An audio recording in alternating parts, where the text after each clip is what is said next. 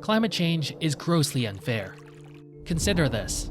Every year, the average American causes 16 tons of carbon dioxide emissions. That's about 8 times as much as the average Indian, and almost 50 times as much as the average Kenyan. And yet, generally speaking, people in India and Kenya are experiencing climate change much more than the average person in the United States.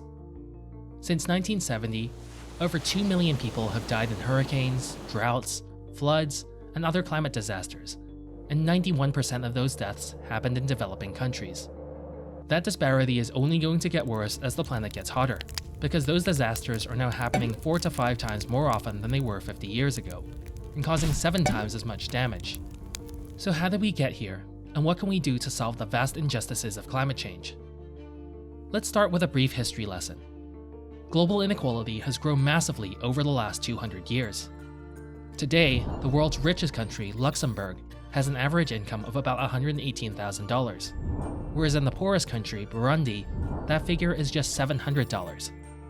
That huge gap in income also means big differences in quality of life. In Japan, a child born today can expect to live until the age of 84, but a child born in Lesotho would be lucky to make it past their 50th birthday. At the same time, the world's richest countries have been mainly responsible for climate change. The United States makes up just 4% of the world's population, but it's contributed 20% of global carbon emissions since 1850. There were 2 major forces behind these inequalities that we see today: colonialism and the Industrial Revolution.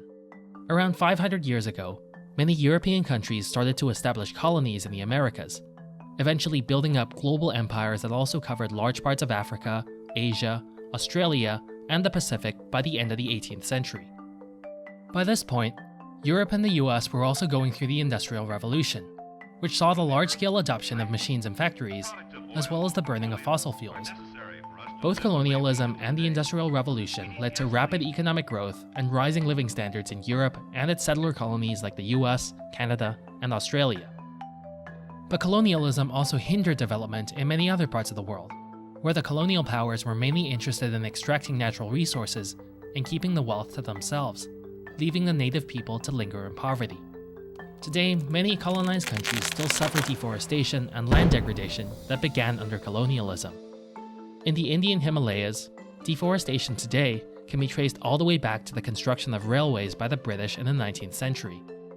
Likewise, many countries in the Caribbean had their forests cut down to make room for agricultural plantations, which are now extra vulnerable to climate disasters like hurricanes. As global inequality has increased, so too have the injustices that follow. But often, these injustices don't fall clearly along the lines of nationality, race, gender, or social class. Instead, there are usually overlaps between some of these different traits. For example, ethnic minorities and people of color, who are more likely to be working class, have been much more likely to die of COVID-19, according to studies in the US, the UK, and Brazil. That's why it helps to adopt an approach called intersectionality, which looks at how multiple forms of social identity can combine to shape a person's experience. An indigenous, working-class lesbian woman may experience racism, sexism, classism, and homophobia at the same time. People who experience these multiple forms of oppression can be especially vulnerable to the effects of climate change. In India and Pakistan, young rural women have been the most heavily impacted by drought. That's because many of their husbands have migrated to cities in search of work, forcing the women to take over farming duties while also having to raise their families. And this phenomenon doesn't just affect developing countries. In the US, for example, Black mothers are more likely to suffer pregnancy risks from exposure to extreme heat and air pollution, which are again due to issues of wealth and class. But what happens when we ignore these intersecting forms of oppression? In 2019, climate activist group Extinction Rebellion sparked controversy by blockading the London Underground during rush hour. Several members climbed on top of a train in a working-class neighborhood of East London and were violently dragged off by angry commuters. That particular action was controversial for 2 reasons. First, the protesters targeted one of the most environmentally friendly forms of transport. On top of that, they also targeted ordinary people who were simply on their way to work.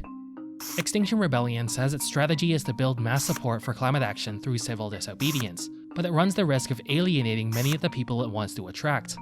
That brings us to a common criticism of the climate movement, which is that in the global north, it tends to be very white and middle class, and not very diverse. That lack of diversity can often lead to blind spots, like the fact that many working class people depend on public transport. For another example, take plastic straws. They're single use, they're non-recyclable, and all too often they end up in the ocean where they get swallowed by fish and other marine animals. In 2018, the US city of Seattle became one of the first to ban them completely. But plastic straws are also an important tool for people with certain disabilities, because not everyone can pick up a cup. So before we ban them, it's important that we provide an alternative for the people who need them. That's why intersectionality is so crucial. We need a climate movement that includes and incorporates voices from the front lines of climate change, so that we can start to tackle the many intersecting forms of oppression that they face. Climate justice also means confronting some hard truths.